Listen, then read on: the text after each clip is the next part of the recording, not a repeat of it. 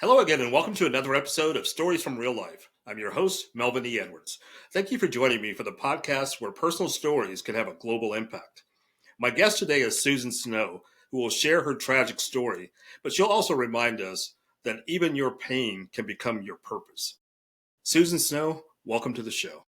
Thank you so much for having me. Thank you for being here. So, you were 17 years old. It was Halloween when your father, Thomas C. Williams, a Los Angeles police detective, was murdered in the line of duty.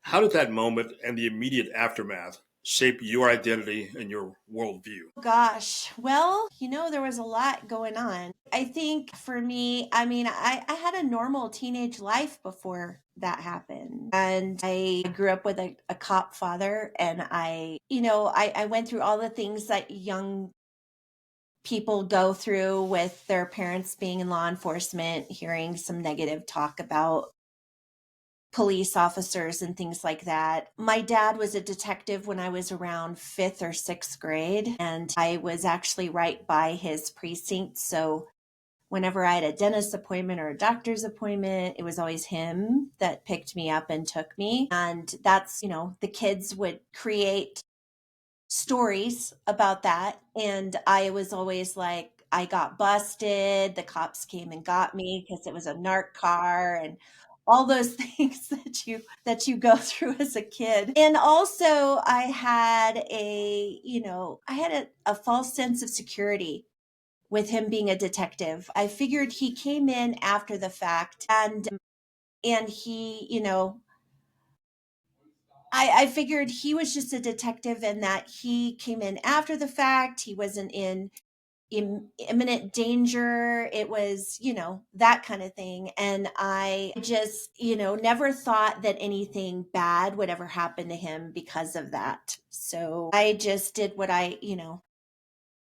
I just had that false sense of security. So, at that young age, how much did you understand about trauma, grief, and loss? And how did you attempt to cope before you realized you needed some help? Gosh, well, I didn't know what help was, to be honest.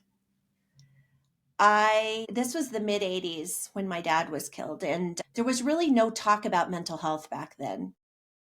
And there were no resources for kids, especially with LAPD. They had systems in place to support the widows and the widowers, but not really a whole lot with kids. And so for me, struggling with the fact that I was going through all of this and really didn't have a support system behind me, dealing with grief and trauma and all of that. So it was just, immediate fight or flight, basically, from the beginning. What was a pivotal moment when you realized I need help beyond what I'm doing on my own? Was there a specific trigger or event that led you to seek trauma specific support? Yeah, actually, my gosh, well, it was many years later. I lived in fight or flight, freeze, and fawn for 14 years of my life. Initially, I had therapy at 17, and it was voluntold that I was going to go. At the time, I just thought, if you go to a therapist, you're nuts. I mean, that was my kid brain. And unfortunately, that gentleman that I went and saw he was not trauma informed, nor was he trauma competent. And he did not want to dip his toes in the weeds with me. So I didn't feel comfortable. I didn't feel safe with him as far as being able to be vulnerable. I didn't know how to verbalize everything that was going on with me. And it was everything that PTSD brings you, which is anxiety and depression, suicidal ideation, all of it. And every week when I saw him, he kept our sessions very, very normal. It was just more talk therapy. And it was more about my relationship with my mom, my brother, my boyfriend at the time, and school, because I was a senior in high school at the time. And every week I went to him thinking, oh, today's the day. He's going to say something. He's going to do something that's going to make me feel better. And that didn't happen for an entire year. Wow. I saw him on the last day and he said, Susan, you're a well-rounded young lady and you're going to be fine for the rest of your life. And I don't need to see you anymore. And so I literally walked out of his office thinking, okay, I've snapped. I'm out of control. I'm crazy. not even a professional can help me. And I'm going to have to figure this out on my own. And that was unfortunate because what I ended up doing is I created an emotional mask based on what people told me I was. So when I heard people say, "Oh, Susan, you're so brave. Susan, you're so strong," that's what I hid behind. So nobody on the outside could see all the turmoil that was going on inside. They saw the strong Susan and the brave Susan. And that's how I lived my life. Not to mention the fact that because of that, I was not able to recognize when relationships were not healthy. I molded myself to be who people needed me to be. And I was a huge people pleaser, huge. So I never advocated for myself. I never said, "This doesn't feel right to me. I'm not ready for this," none of that. And so, I got married to the boyfriend that was with me from the very beginning. And both of us were young. We were very young. And I was 21, he was 24, and neither of us were ready for marriage because we were expected to get married because we had been together for many years prior to. So it was an expectation that we both felt, I think. We both loved each other immensely, don't get me wrong, but I just don't think that emotionally we were equipped to be married. We had both gone through this trauma together, right? So both of us were unhealed trauma survivors. And we got married, we had 3 kids, or 2 kids, excuse me. And I got to the point where I wanted to leave Southern California. I figured if I left it all behind, then I could start anew in another state and no one would know who I was.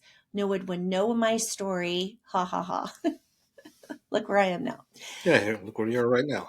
And that, geographically, if I just left it behind, it would just stay where it was at, right? And it wouldn't come with me. And that was the lie that I told myself.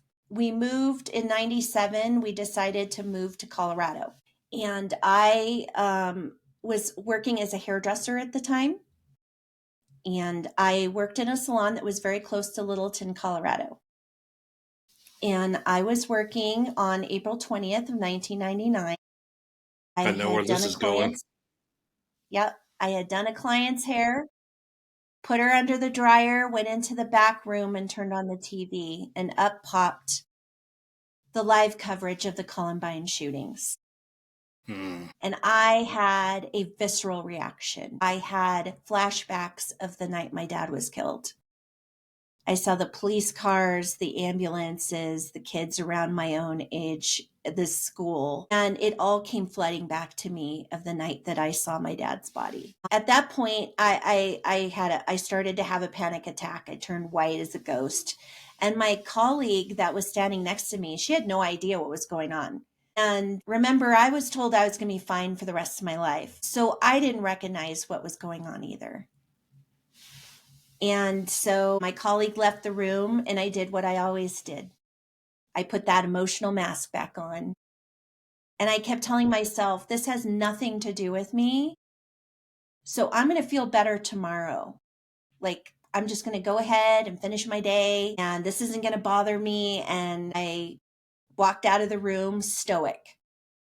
And everybody around me was emotional. There were tears and anger and all kinds of emotions going on around me, but I was steadfast in being stoic. And I finished my day and I walked out the door, and everything I dealt with when I was 17 years old came flooding back at me. And this time it was worse. I stopped sleeping, which happened to me in the very beginning, and I started to go down the spiral of depression into a very dark place. And this time I really struggled. I had an inner struggle because I didn't want to feel like this anymore.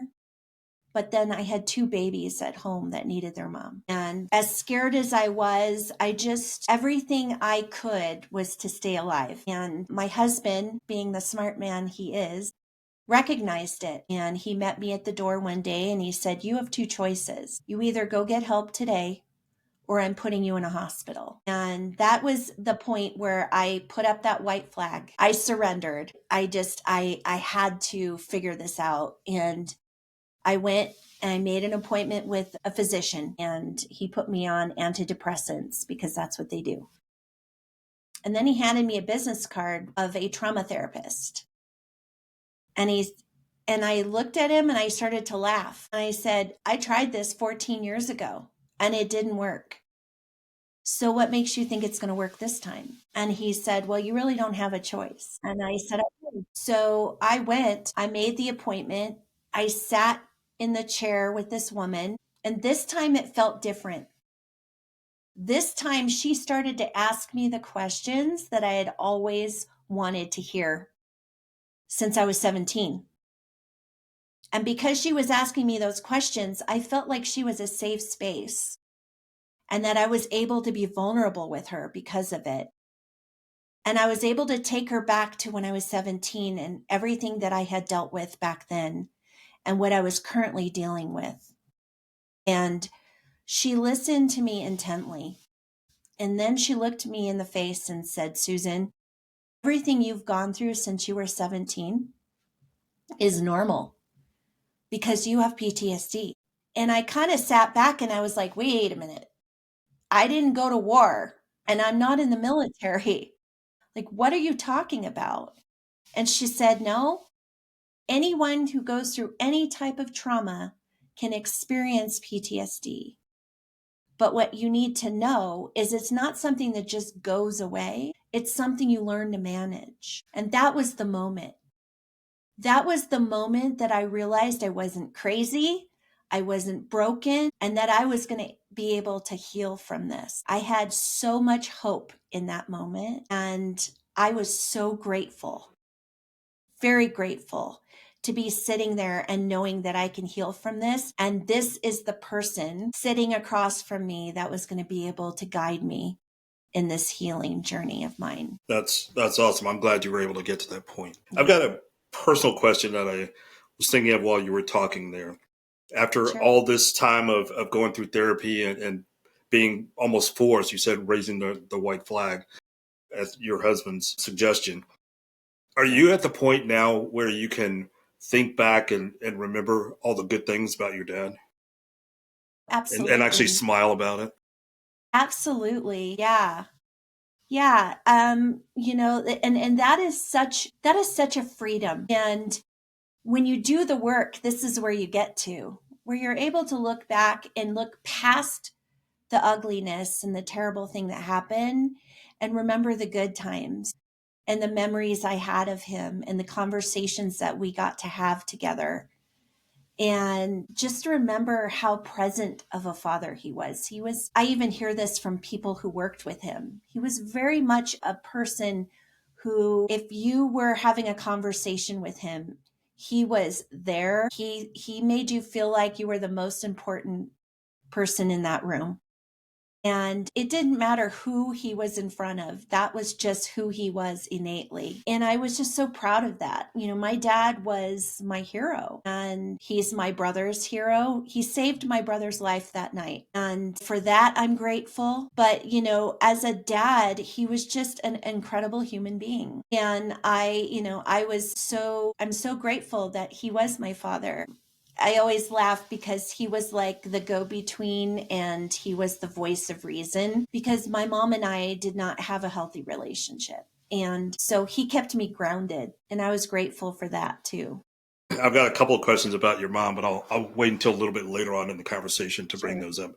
But how did your dad save your brother? So when my dad was coming out with my brother, he had picked him up from school. So my dad he had testified that day in a court case that he was the lead detective on. And the man that the trial was about was out on bail at the time. So it gave him an opportunity to lay in wait, which he did.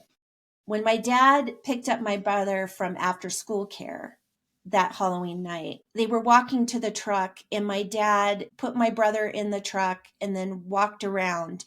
And as soon as he walked around, he saw what was coming. And he told my brother to duck down in the truck. And that saved my brother's life. He wasn't harmed physically. Wow. How is he doing today? He's in his healing journey today. He still deals with a lot of things stemming from trauma. But I am so proud of my brother. Like, I call him my Hercules. It was just his birthday yesterday. Happy birthday. We're 10 years and 10 days apart. And, I'm just so proud of him.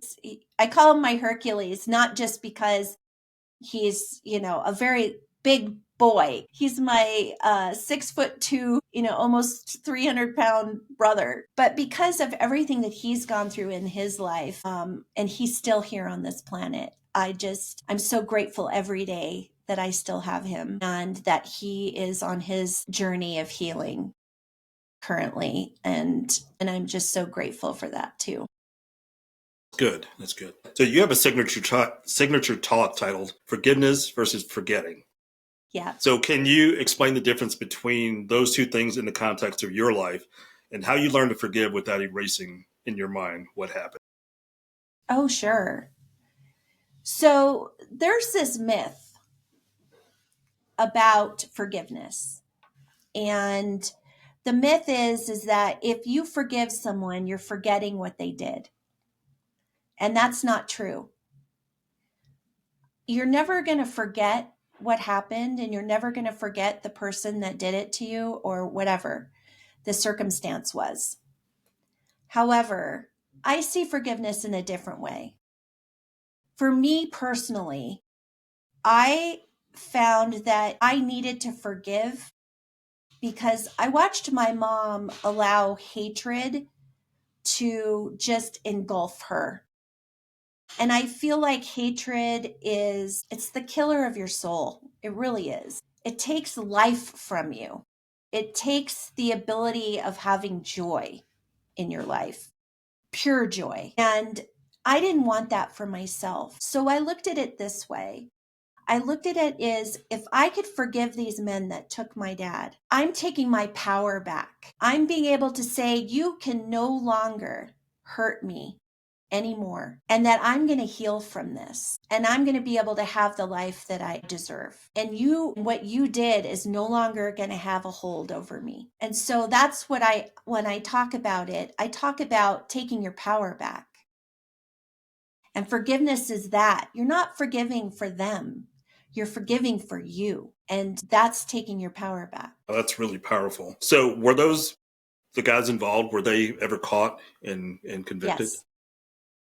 It took them 6 days from that night to catch them.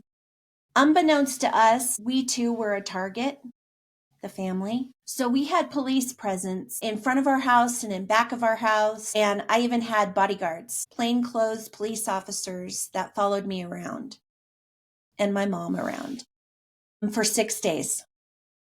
They finally caught him on the day of my dad's funeral. This was a planned out assassination of my dad, and it was planned out for months. So there was a point where my dad was even investigating his own murder prior to. So it was, yeah. I went from having, like I said, like this normal teenage life to this. And then when they finally caught him, then it was, obviously we had some relief knowing that they were caught.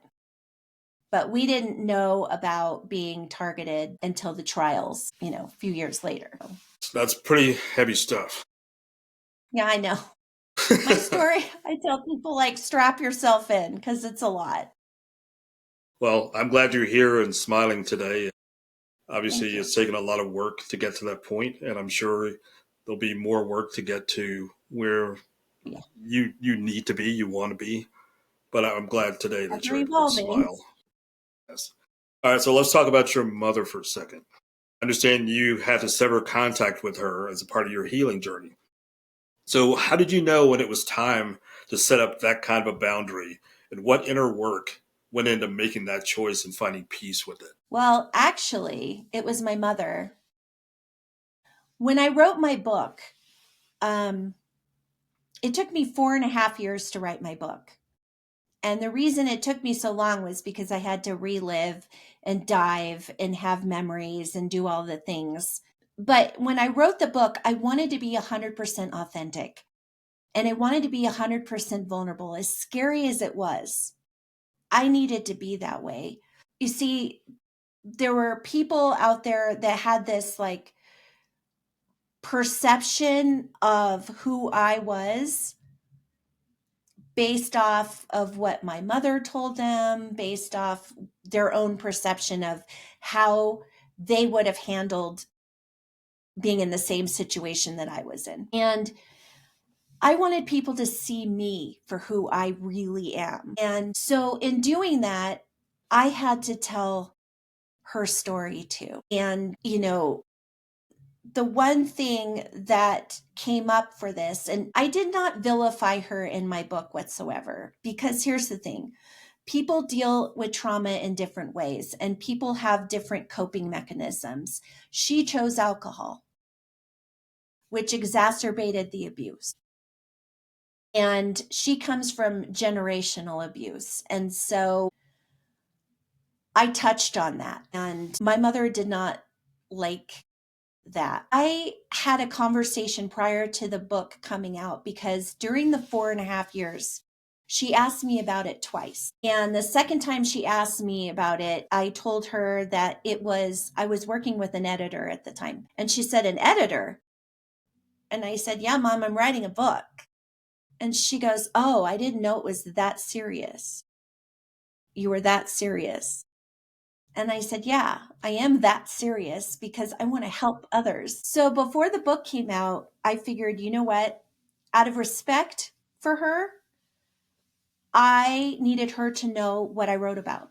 So I sat down and I had a conversation with her. And prior to this, I realized that my mom is a covert narcissist. Okay, so I had to learn very quickly that I needed to have this conversation, but be empathetic towards her, because it's going to be a heavy conversation, and also not engage in any gaslighting or any of that sort of behavior. So when I sat down with her, I just, I put out in love. Like, I was like, okay, I'm doing this in love.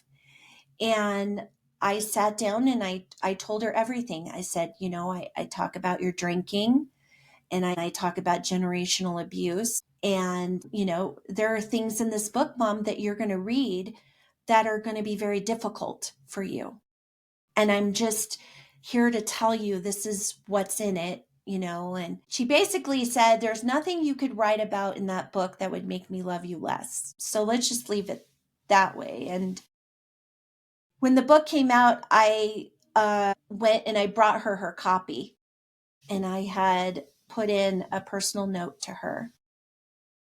And she sat it down with her mail and walked away. And I thought, okay, cool. I went home, and about 45 minutes later, I got a call from her, and she said, "I read the first 2 chapters of your book. It's very well written." And I said, "Thank you." And see, she sent me away that night from the school. She sent me with a neighbor instead of keeping me with the family. She was with my brother, but she sent me away to the neighbor's house. So I know what neighbor I went with. And she tried to argue with me about that, like where I went. And I didn't engage, I didn't engage in it. But I felt like walking away from that conversation that it went pretty well. After she read the first 2 chapters, I didn't hear anything from her. And I waited about a week, and I called my brother, and we were talking about something completely different. And then I said, "Hey, just out of curiosity, did Mom finish my book?" And he said, "Oh, yes, she did." And I said, "Really?" And he said, "Yeah." He said, "She called me one day and she said, 'I want you to come with me to the lawyer.'" And he said, "Why?" And she said, "Because I want to take your sister out of the will." Whoa. So in that moment, she chose to sever our relationship. And I knew that that was going to happen. That could be an outcome after the book. I was prepared. And honestly, I am at peace with that, because I realized that there's nothing I could do or say to make that relationship healthy. So I needed to keep my peace, not only for myself, but for my family as well. And I send her love all the time. I have no ill will. She made her choice, and that's okay. That's her journey. It's her life. And, I have my journey, and I'm at peace with her decision. Wow. So that assassin essentially took both your parents away from you. Absolutely. My mom lost her identity that night. It's easier for her to be the widow than to be who she really is. And I didn't want to live my life that way. And, I was sad for that because I feel like my mom deserved love and she didn't allow that into her life. And so, um, but again, that's her journey and it's her life and it's her choices. So, Tough. That's tough. yeah. So, how did you transition from being the person who survived to becoming the person who now helps other people find hope? Writing my book did that. There were, like I said before, part of the reason why I wanted to write the book was to show people who I am as a person. The second reason that I wrote that book is because I realized that there was so much pain and anger around my dad's death. I mean, we're talking 40 years later now. It was just 40 years last week on Halloween. And I realized that there was so much pain and anger still attached to his death that I thought that if the law enforcement world, that community read my book, that somehow, some way, that them seeing my resiliency, seeing the work that I've done and that I'm healing from it, that in some sort of way they could heal themselves. And then as I zoomed back, I realized that there's other people besides law enforcement that have gone through trauma that need to see. They needed to have the hope that I received. And I felt like that message was so important to not only just law enforcement, but anyone who has gone through anything traumatic in their life, and to let them know that they're not alone, because that's what you feel when you've gone through a trauma, is you feel like you're the only one. You're like lone person on an island. Nobody knows how you feel. But I want people to know that they're not alone. And it doesn't matter what kind of trauma. It really doesn't, because everybody experiences trauma differently.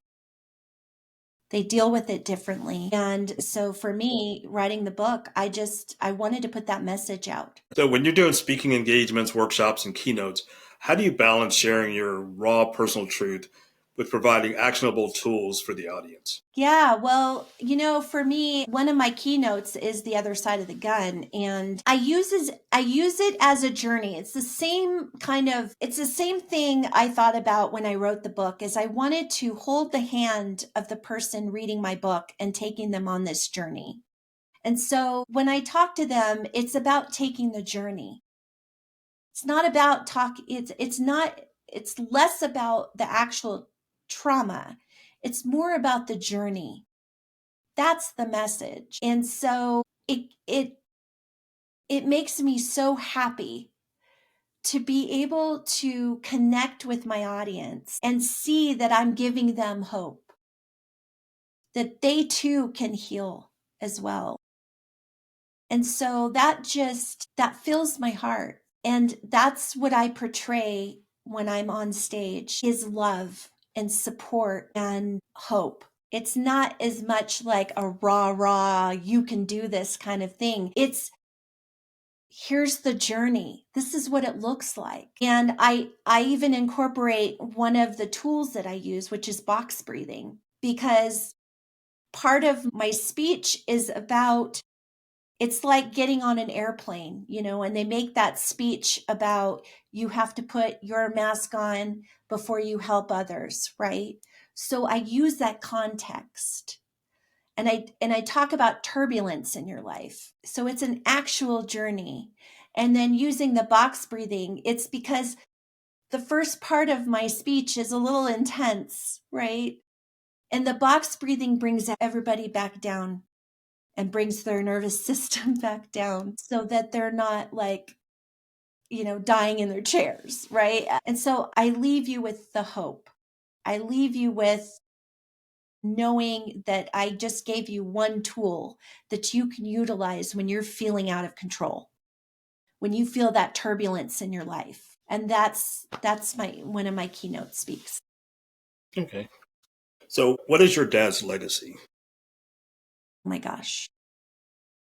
Well, I think a lot of people think of him as the hero because he saved his 6-year-old brother's or his 6-year-old son's life. But I will tell you, in talking to people that knew him, everybody says the same thing, that he was just an amazing human being who was ready to give his shirt off his back, and he loved to take people under his wing and give them support. And so that's his legacy. His funeral was humongous. It was huge.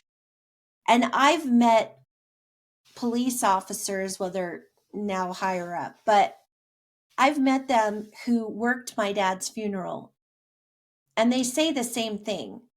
The honor. It was such an honor for them to be a part of that, and to, just to know the story, and just to have a sense of who he was as a human and as a police officer and as a detective and all of that. So that's his legacy. And that's I say that I am my father's daughter. Like, my dad literally kicked me in the butt to get that book done. This isn't just my message, it's his. And I found my purpose in his death. And when I say that, some people get all kinds of like, well, how can you say that? But it's true. It's true. I had to go through all of these things, and the pain and the healing and the work. But in that, I found my purpose of why I was put on this earth. And that is to take this message and give it to as many people as I can, to remind them that, they can heal from whatever it is that they've gone through. And I know that's what my dad would want me. That's the message he would want me to put through is, and that's the legacy. I want to take something that was so ugly and so dark and make something beautiful of it. So that would be my legacy, since my dad's legacy is dark. So, in your healing journey, are there things that cause triggering? Is Halloween, for instance, is that triggering for you? It used to be for many years. And then when I started to have, when I started my family, and I had my first child, I had to shift my mindset around it. It was no longer about me.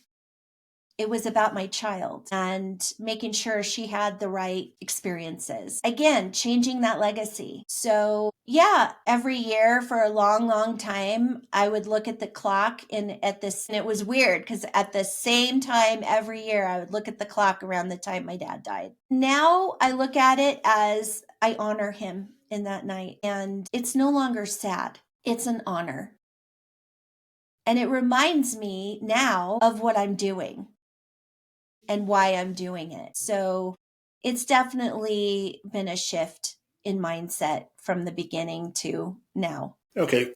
For listeners who may be in the early stages of dealing with the trauma or feeling stuck in a victim role, what are 3 practical steps that you would suggest to begin moving forward into the survivor or resilient role? Well, that's a rough question, just because it's a very difficult decision for people to make that decision to go get help. For me, I would say, if you decide to do that, understand why you're doing it. There's a lot of people I meet where they say, I want to get a heal for my children, my husband, my parents, whatever, right?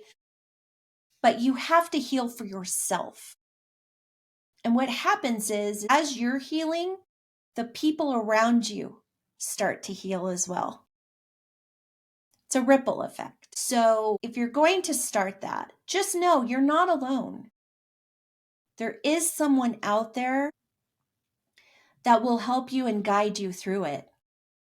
You're not going to be on this road alone. It's very, very important, and I talk about this a lot. It is very important for you to understand that if you are going to seek professional help, that you go to someone who understands your type of trauma, because not all trauma is the same. And there are some therapists that want to lump us into one big pool, trauma pool, right? And you can't do that because every trauma is different.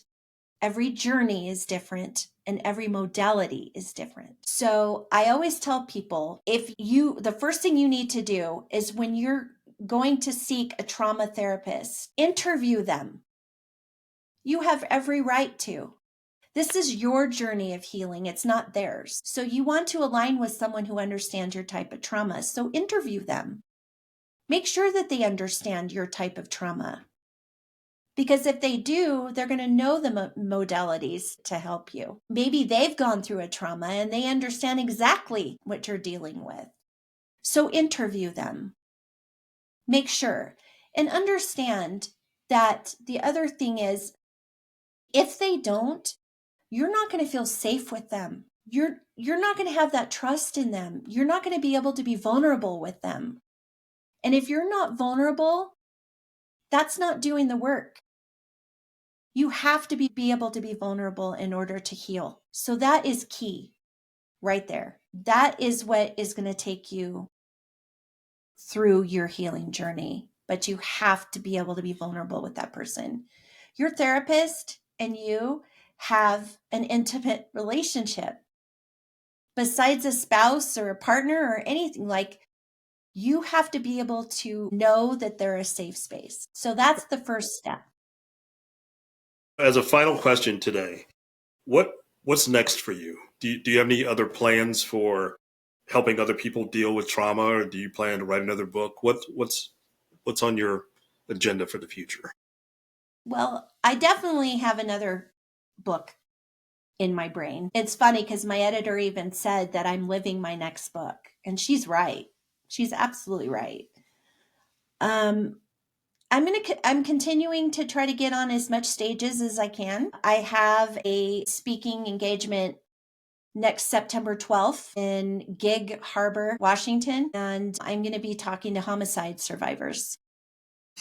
So I'm actually excited for that. And, I try to get out there and speak to as many people as I can and give this message to, even on the daily, just meeting people, having conversations with them and giving them a safe space. People want to be heard. So just even being kind to somebody, I think that's really important. So that's what I try to do.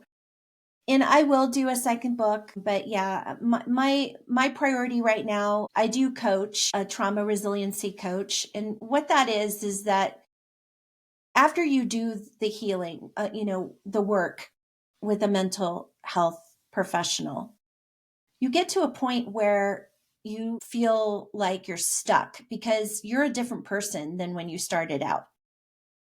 And sometimes you don't know what to do with that person moving forward.